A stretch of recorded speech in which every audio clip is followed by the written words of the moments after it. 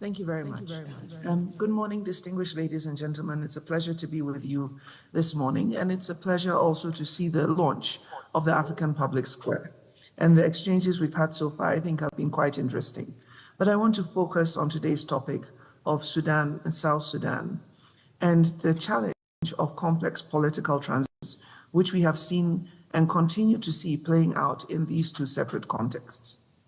And I would like to go back to the point that Professor Francis Deng made in his earlier contribution about identity and the multiple identities that exist within the context of these two countries. When we talk about Africa, we tend to see ourselves as a diverse, complex entity of multiple nation states looking to have unification in order to be able to promote our development. What the challenges of Sudan and South Sudan teach us is that the first thing is to integrate ourselves internally within the borders of our current nation states in order to be able to have the political settlement that allows to focus on development within and partnership without. And that has been significantly missing within the context of these two countries over the last couple of decades. The commitment to inclusive participation in peace building, governance, policy, and program implementation is something that has to exist between those who purport to govern and the governed. It is important that we recognize that within complex transitions such as these, we should not exclude the role of civil society. In the process of delivering on the implementation on peace agreements, from the comprehensive peace agreement between Sudan and South Sudan, the revitalized RCES in South Sudan, the agreement on the transition in Sudan, which was overthrown by the internal coup d'etat, there has always been a separation between the leaders and the citizens.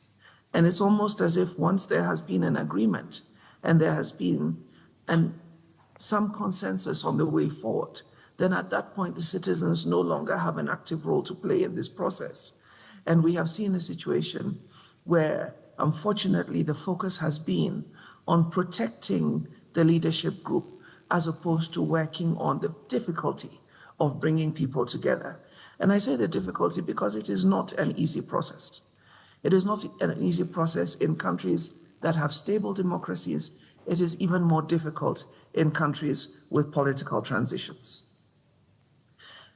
On the part of Sudan at the moment, given the fact that they are imminently on the verge of starvation in some parts of the country, I think those who would purport to lead, whether within the de facto government in Port Sudan, established by the Sudanese armed forces, or whether with the RSF in the areas they control, should be able to demonstrate that they want to act in the interest of the people they want to represent. They had previously gone to Jeddah to negotiate access for humanitarian assistance.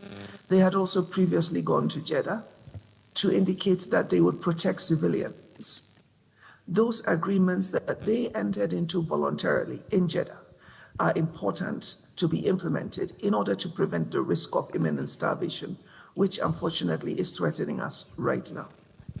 On the process of completing the political transition in South Sudan, I would like to just make the observation that we should not see elections as the end of a political process, or for that matter, as a milestone that once achieved, you can say that this country has completed its transition and now it's moved on to become a more democratic, integrated state.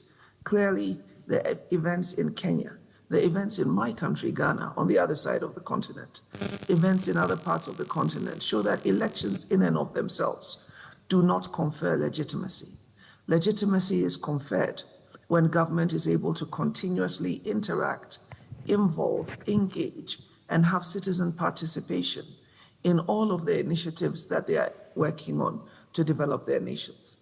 And I think that what we have seen over the last couple of days with regard to the organization and the activism of our young people is very encouraging.